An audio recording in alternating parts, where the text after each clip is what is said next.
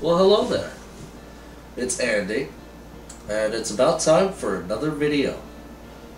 Now, I was thinking, and I've reviewed all of the Silent Hill games, and we have finally gotten to the first one.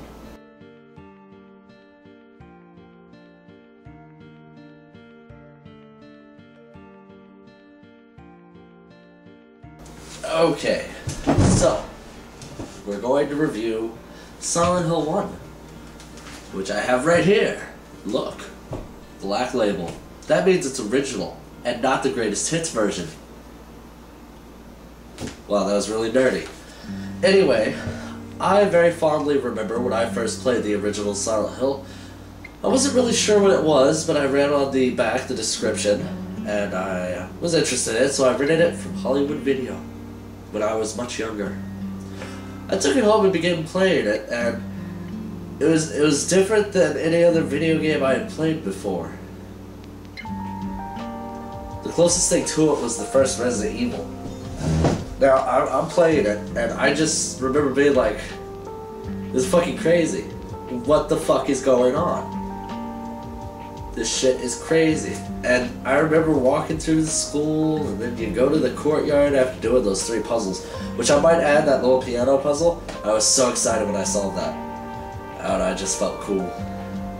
And then the school transformed, and it showed me this dark, nightmarish, rusty environment in which these little monsters with knives were stabbing at me, and I was just like, what the fuck? Now, the first Silent Hill game introduced us to a whole new world. Very atmospheric, very dark, gritty, and I might say, for the graphics, they're pretty darn good for the PlayStation. The voice acting was another piece of work, but it was about the same as the first Resident Evil. That radio. What is wrong with that radio? Or something along that line. I am sorry if I quoted that wrong. Anyway, the story in Silent Hill 1 was incredibly engaging. I mean, you're trying to figure out what's going on, and all these strange things are happening. There's this old hag in some church telling you this and that, and then you're just trying to find your little girl. It's a wonderful story about just a dad who is just trying to find his little girl in this crazy, hectic world that he's never been through ever, not even in a nightmare or anything like that. As the story unfolds, it gets a lot more interesting, it gets dark, things happen to certain characters. Let me just add, the characters in that game are interesting.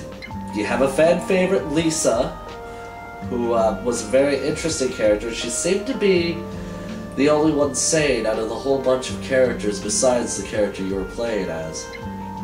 Which is very interesting, if you know what I mean, and you've played the game. And then you had one of my favorite characters, Kaufman. And there's just something about him.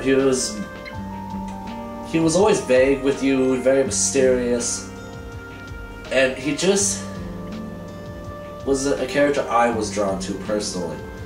And then you have Sybil, who's this cop from the town over, who actually ends up being a pretty good aide to Harry.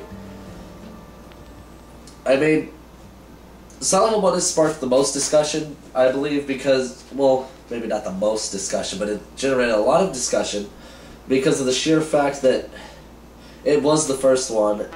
It was completely fresh. Nobody had tried anything like that yet. It had a lot of heavy influences from Jacob's Ladder and various things like that. I love how the streets are named after American novelists who write horror stories. I don't think it was fair for Stephen King to be on there both. I mean, 2 times. I mean, come on. King Street and then Bachman Street. It's like, why does he get to be on there twice? Anyway, it was a great game. It scared me shitless. I don't know about you. I was around like 9 or 10, I don't know how old I was. But it scared me shitless. And I loved it. And I have been addicted to the Silent Hill franchise ever since. Now, there's a lot of things in Silent Hill that are subject to debate. Out of the Silent Hill franchise, it's a bit more vague than the other ones. Other ones have more of a straightforward plot, whereas this one consists a lot of more backplot, kind of like hidden in the shadows and such.